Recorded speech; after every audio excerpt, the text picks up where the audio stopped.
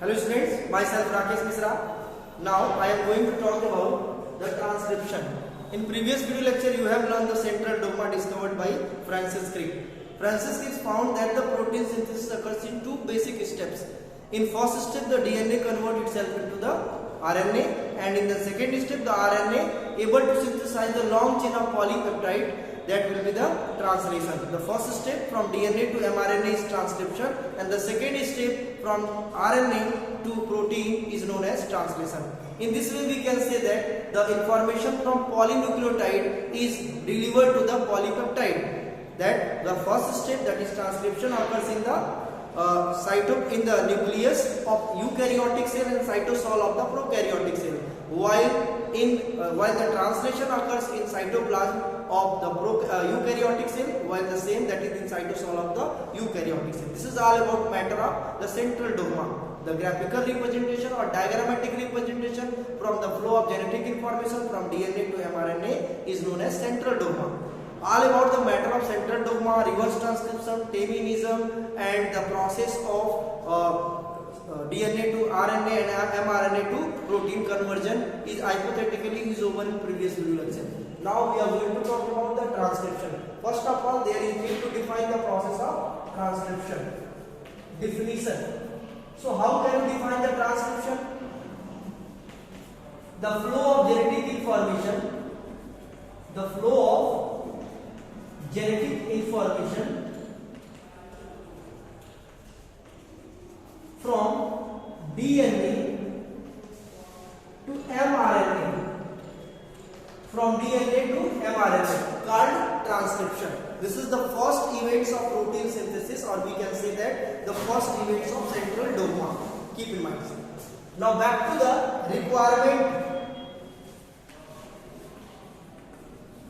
requirements for the transcription. In examination, the process of transcription in bacteria or prokaryotic may be asked, and it is about 5 marks. Exam में 5 marks के question में ये आते हैं transcription, कभी भी 3 और 2 marks में नहीं आया है, और ये हमेशा ट्रांसक्रिप्शन में प्रोकैरियोट या बैक्टीरिया के फॉर्म में ही आता है. यूकैरियोटिक ट्रांसक्रिप्शन काफी कॉम्प्लिकेटेड होता है, क्योंकि उसमें एक आरएनए पॉलीमरेज एंजाइम ढेर सारे एमआरएनए की सिंथेसिस करता है. डिफरेंट टाइप्स के आरएनए पॉलीमरेज की जरूरत पड़ती है, इसलिए वो यूकैरियोटिक ट्रांसक्रिप्शन काफी कॉम्प्लिकेटेड होता है. While the prokaryotic transcription is very simple, so in examination there may ask the prokaryotic transcription or transcription in bacteria. We are also going to talk about the transcription in bacteria. The transcription term here I have mentioned is only for bacteria, because the eukaryotic transcription is more complicated. Now back to the requirements. So let us talk about what are the basic requirements for the transcription process. First of all, the transcription unit.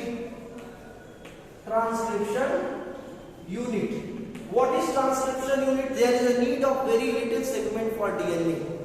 The little segment of DNA that utilized for the transcription process is known as transcription unit.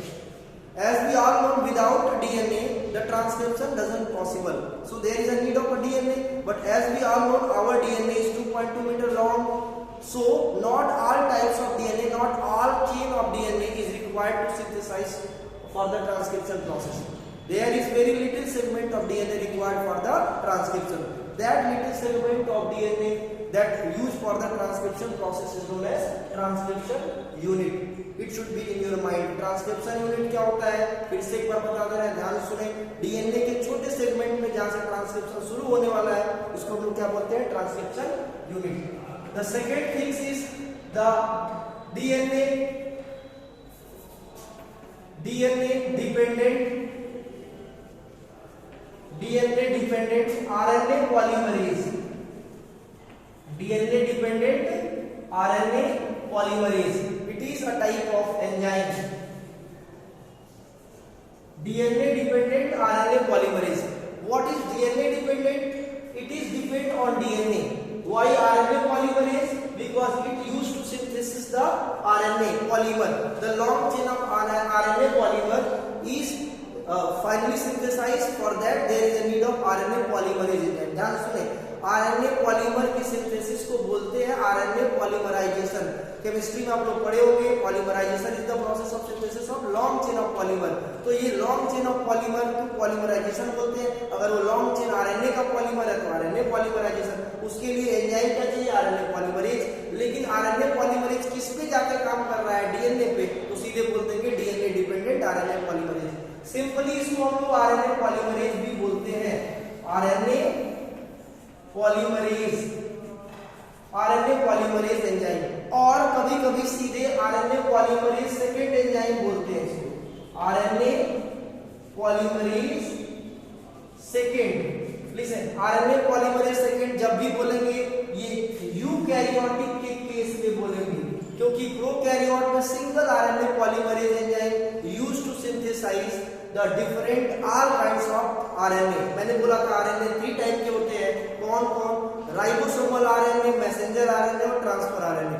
तो prokaryote में एक ही तरह का RNA polymerase enzyme सभी तरह के RNA की synthesis करता है, लेकिन यूकैरियोट में आरएनए पॉलीमरेज फर्स्ट ये आरएनए की सिंथेसिस करता है। ये याद रखना है सबको। आरएनए पॉलीमरेज फर्स्ट किसकी सिंथेसिस करता है? राइबोसोमल आरएनए की सिंथेसिस करता है। आरएनए पॉलीमरेज सेकेंड ये मैसेंजर आरएनए की सिंथेसिस करता है। और आरएनए पॉलीमरेज थर्ड ये ट्रांसफर आरएनए की सिंथेसिस करता है। ये याद रखना है। फर्स्ट सेकेंड थर्ड आरएमटी, ये याद रखना है। फर्स्ट सेकेंड थर्ड ये ट्रिक है। आरएमटी राधे मोहन तिवारी बोल सकते हो अपने ट्रिक के according. First ribosomal, second messenger and third transfer RNA. ठीक है, राधे मोहन तिवारी ऐसे बोलोगे फर्स्ट सेकेंड थर्ड तो आसानी से लग हो जाएगा। तो आरएनए पॉलीमरेज फर्स्ट ये ribosomal RNA, RNA polymerase second messenger RNA, RNA polymerase third transfer RNA. ये दिमाग में एकदम फीड हो जाना चाहिए। The third requirement is the initiation factor, initiation factor. इसके बारे में डिटेल आगे बताएंगे। First of all you need to know the RNA polymerase after the activity get inactive. After complete formation of RNA polymer the RNA polymerase enzyme get inactive. Further for reactivation of RNA polymerase there is a need of initiation factor, sometimes is known as sigma factor. Book में दोनों तरह की चीजें दी हुई है, sigma factor and initiation factor. आगे पढ़ेंगे ट्रांसक्रिप्शन के 3 बेसिक स्टेप्स होते हैं, इनिशिएशन, इलॉन्गेशन एंड टर्मिनेशन। जो इनिशिएशन फैक्टर होता है उसी से ट्रांसक्रिप्शन की शुरुआत होती है, क्योंकि वो आरएनए पॉलीमरेज को एक्टिवेट करता है जाकर के बाइंड करने के लिए। ठीक है, तो ये बेसिक रिक्वायरमेंट है। इसके बाद आप एंजाइम तो पढ़ लिए, सबस्ट्रेट नहीं पढ़ पा रहे हैं। ठीक है, सबस्ट्रेट के बारे में भी आइडिया नहीं। जितने भी एंजाइम होते हैं उसका अपना एक सबस्ट्रेट होता है। जैसे लाइपेज एंजाइम है तो लिपिड उसका सबस्ट्रेट है, प्रोटीएज एंजाइम है तो प्रोटीन उसका सबस्ट्रेट है। वैसे आरएनए पॉलीमरेज एंजाइम के लिए आरएनए के पॉलीमर के साथ एक ट्राइफॉस्फेट जुड़ता है, जिसको हम लोग बोलते हैं आरएनए पॉलीन्यूक्लियोटाइड ट्राइफॉस्फेट। यहाँ पे लिखते रहे RNA polynucleotide, polynucleotide triphosphate, triphosphate. ये याद रखना है सबको कि जो हम न्यूक्लियोटाइड का स्ट्रक्चर बनाते हैं उसमें जो शुगर होगा पेंटो शुगर, वो राइबोस शुगर होता है, और उसके साथ ट्राइफॉस्फेट यानी कि यहाँ पे मैं एक छोटा सा एक सिंगल जो है आरएनए पॉलीन्यूक्लियोटाइड का ट्राइफॉस्फेट का एक स्ट्रक्चर बता दे रहा है। देखो ऐसे तुमने पढ़ा होगा कि ये पेंटो शुगर कार्बन नंबर 2 पे अगर OH है तो ये राइबोज है, अगर OH नहीं है सिर्फ H ही है, एक ऑक्सीजन कम है तो ये डीऑक्सीराइबोज शुगर। ठीक है, कार्बन नंबर 5 पे यहाँ पे एक के बजाय 3 फास्फोरस हो जाए तो इसको हम बोलते हैं राइबोज पॉलीन्यूक्लियोटाइड। ठीक है, तो ये आरएनए का पॉलीन्यूक्लियोटाइड और साथ में ट्राइफॉस्फेट ये जुड़ जाता है, यानी कि ये खुद सबस्ट्रेट का भी काम करता है प्लस एनर्जी भी प्रोवाइड करता है। जैसे तुमने पढ़ा होगा कि डीएनए पॉलीन्यूक्लियोटाइड ट्राइफॉस्फेट रेप्लिकेशन में, वैसे आरएनए पॉलीन्यूक्लियोटाइड ट्राइफॉस्फेट ये ट्रांसक्रिप्शन में पार्टिसिपेट करता है। खुद ये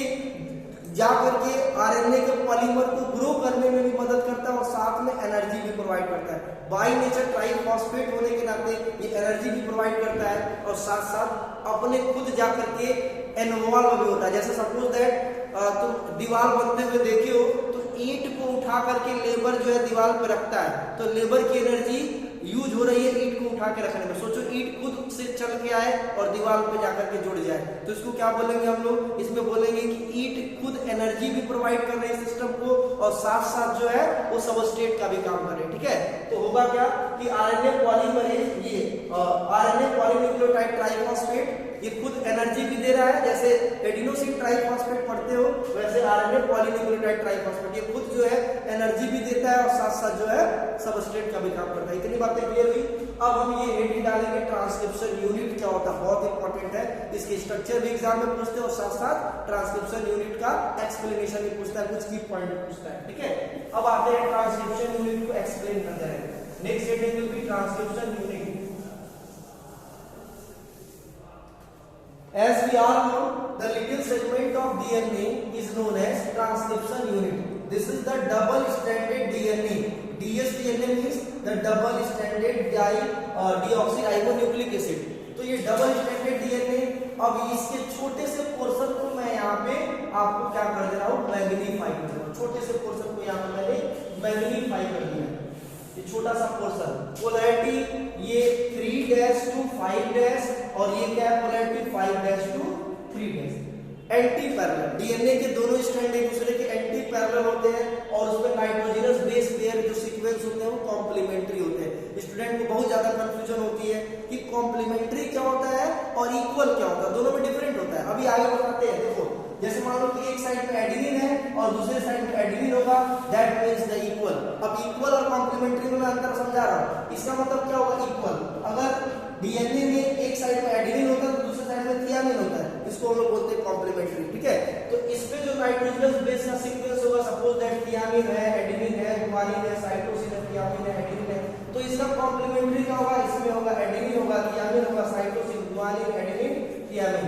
यानी कि आप जानते हैं according to Chargaff rule, adenine का अमाउंट थियामिन के इक्वल होगा और गुआनिन का अमाउंट जो है साइटोसिन के इक्वल होगा।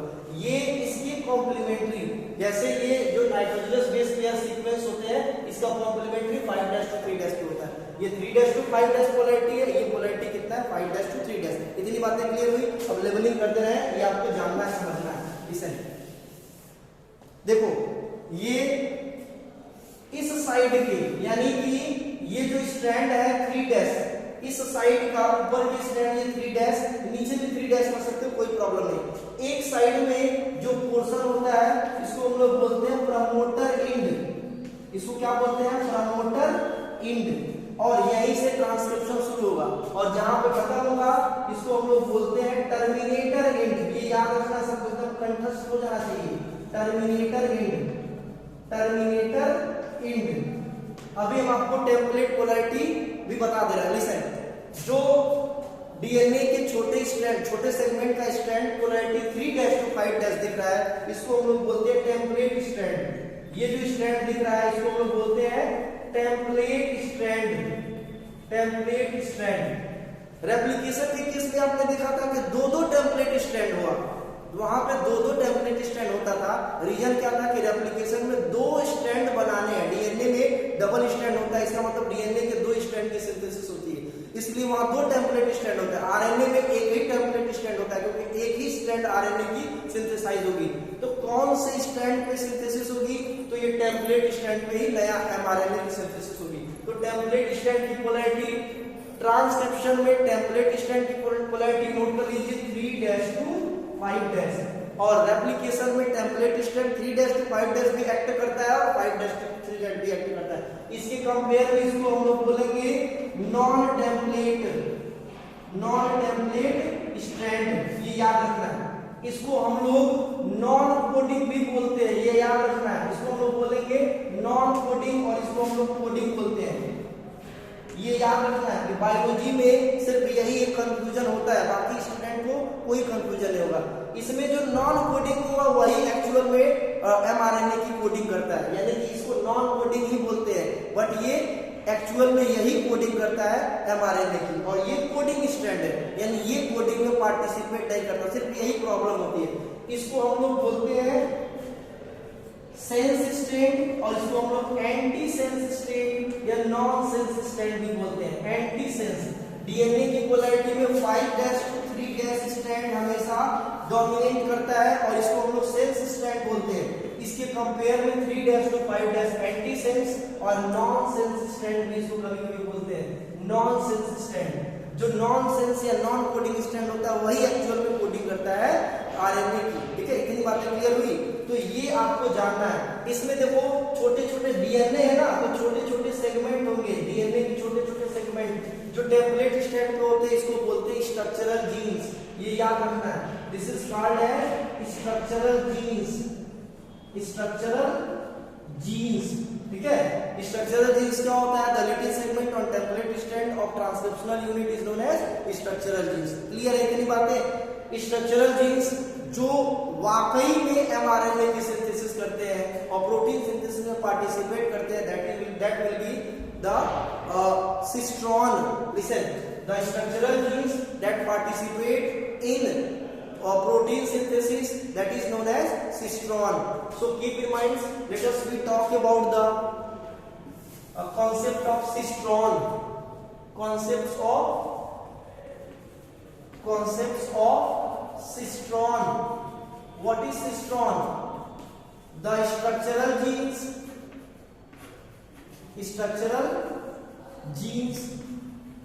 that participate in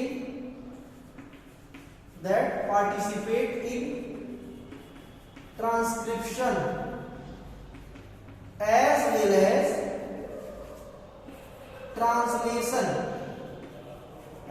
as translation called cistron. ये अच्छी तरह से याद होना चाहिए कि डीएनए के जो स्ट्रैंड होते हैं इसमें जितने भी छोटे छोटे सेगमेंट होते हैं इसको क्या हम लोग बोलते हैं? जीन। ये भी जीन है, ये भी जीन है, ये भी जीन है। लेकिन जितने भी जीन होते हैं ना वो फंक्शनल नहीं होते, सारे जीन फंक्शनल नहीं होते। कुछ जीन फंक्शनल होते हैं, कुछ नॉन फंक्शनल होते हैं। जो फंक्शनल जीन होते हैं उनके कलेक्टिवली उनके ग्रुप को क्या बोलते हैं हम लोग? सिस्ट्रॉन, ठीक है। अब याद रखना है कि ये जीन पहले एमआरएनए बनाएंगे फिर प्रोटीन बनाएंगे। तो ये जीन जो है या तो एक तरह के प्रोटीन बनाते हैं या फिर डिफरेंट टाइप्स के प्रोटीन बनाते हैं। प्रोकैरियोट में एक जीन डिफरेंट टाइप्स के प्रोटीन बनाते हैं, इसलिए हम लोग बोलते हैं प्रोकैरियोटिक जीन्स आर पॉलीसिस्ट्रॉनिक। ये एग्जाम में आता है। The cistron are two types, polycistronic gene and monocistronic gene. अब देखो ट्रिक मैं दे रहा हूं, पी से पॉलीसिस्ट्रॉनिक और पी से प्रोकैरियोट, ये याद रखना है। प्रोकैरियोट यानी बैक्टीरिया वगैरह में जो जीन्स होते हैं वो पॉलीसिस्ट्रॉनिक होते हैं, एक जीन डिफरेंट टाइप्स के प्रोटीन की सिंथेसिस कर सकते हैं। और यूकैरियोट में सिंगल जीन सिंगल प्रोटीन। इतनी बातें क्लियर हुई? In next lecture we will learn about the steps and mechanism of transcription. Thank you.